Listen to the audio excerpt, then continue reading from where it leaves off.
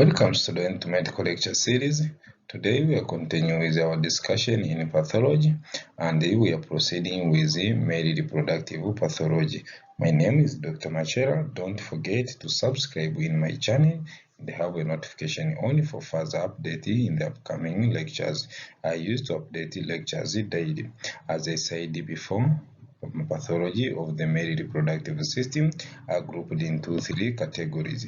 So we have the neoplastic condition, we have the inflammatory condition, we have the inflammatory condition, and the last we have congenital malformation. So again, as far as this session is concerned, we'll discuss the pathology of the scrotum based on those three categories.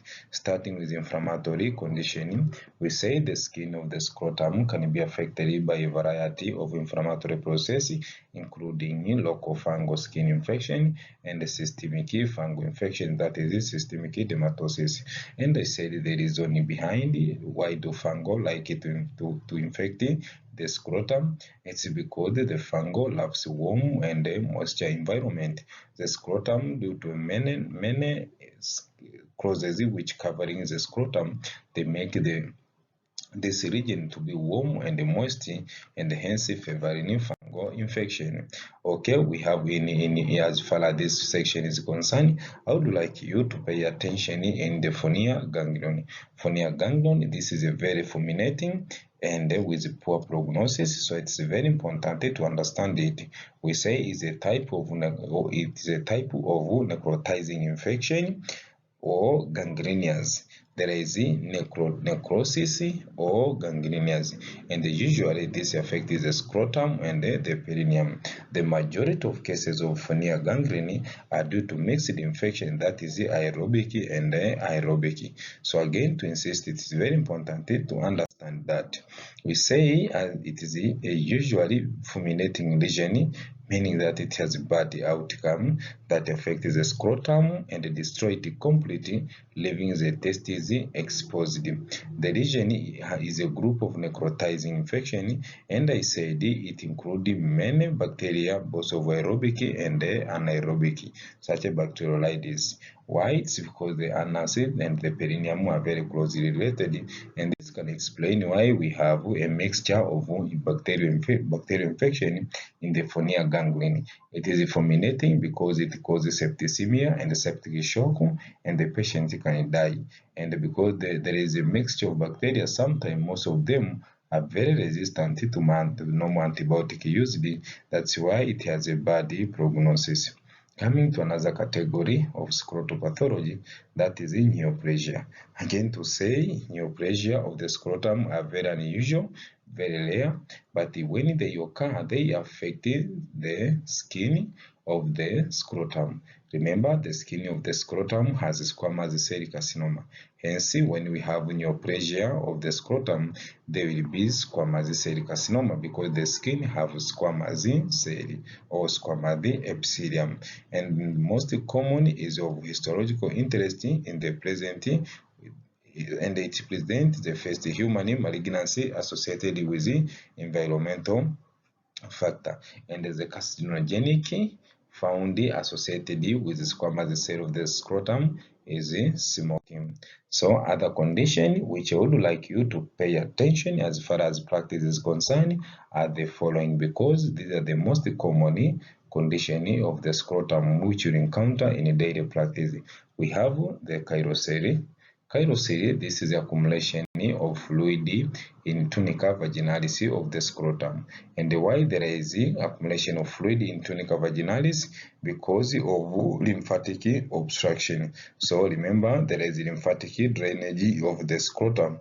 When you obstruct the lymphatic drainage of the scrotum, you will lead to accumulation of fluid in the tunica vaginalis, hence known as chirocele. So the obstruction can be due to microorganisms, and these microorganisms are filaria. Of course, filaria are worms. In some cases, the obstruction can be very extreme, leading to very enlargement of the scrotum and the legs. When the legs are very enlarged, they will become like legs of the elephant, and this condition is termed as elephantiasis. diastasis. Other condition which can affect the scrotum is a hydrocele. Hydrocele, to mention it, is similar to chirocele, but they differ in the pathogenesis. Also, hydrocele is accumulation of fluid in the tunica vaginalis, but the reason behind is not lymphatic obstruction, but this is due to excessive secretion of fluid by the tunica vaginalis cells. So it can be acute or chronic, congenital or acquired. And the hydrocele, the most common case which will encounter rather than hydrocele. To insist, both hydrocele and chirocele, they lead to scrotal enlargement. The patient will present to medical centers complaining of scrotal swelling, and on examination you will find that there is a fluid which is accumulated in the scrotum. When the fluid is due to lymphatic obstruction, we say that is a chirocele, and when it is due to excessive secretion of the fluid in the tunica vaginalis, that is hydrocele. Of course, hydrocele for practical purpose is managed surgically, because if you aspirate the fluid again, they will be secreted and accumulated in the tunica vaginalis. That's why they do surgical intervention, and the procedure is known as hydrocelectomy.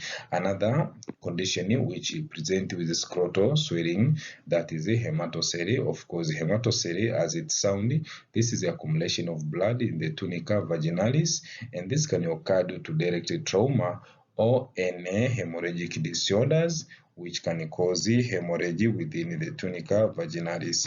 To insist, among the three, chirocele, hematocele, and hydrocele, as far as practice is concerned, you will encounter many patients with hydrocele rather than the rest of the two. Okay, to proceed, we have the varicocele. Of course, the varicocele, this is abnormal dilatation and elongated vein which are tortuous in the pampiniform plexus of the spermatic cord. Remember, the spermatic cord carries the spermatic vein, testicular vein, and the testicular nerve. So the network of veins in the spermatic cord is known as the pampiniform plexus. So you can have a congestion and dilatation of the vein in the pampiniform plexus in the spermatic cord. We have two types of varicocele, that is primary varicocele and secondary varicocele. In primary varicocele, I say this is the most common cause, this is the most common form of varicocele, particularly in young patients, and the cause is unknown. That's why we say again primary varicocele is the idiopathic form. The secondary form of varicocele, this occur due to venous drainage obstruction, and this occur in the left side of the testes. Why? Because the left testicular vein drain in the left splenic vein. So whenever there is obstruction in the drainage of the splenic vein, can lead to left varicocele of the testes, of the scrotum. But the right side is not affected in the secondary form, because the right testicular vein do drain directly in the inferior vena cava. So to summarize, varicocele is elongation and the congested vein in the pampiniform plexus. There are two types: primary, which is the idiopathic, and this is the most common form of varicocele in young adult. Secondary only occur in the left side, because the left testicular vein drain in the splenic vein, and whenever there is obstruction in the splenic vein, this can lead to congestion in the left testicular vein, while the right side of the testes is drained by right testicular vein, and this is drained directly into the inferior vena cava. So this marks the end of our discussion. We'll start discussing testicular disorders in another lecture video. So let's stay tuned, subscribe, and have a notification on, so that whenever I upload this video, you will be notified. Thank you very much.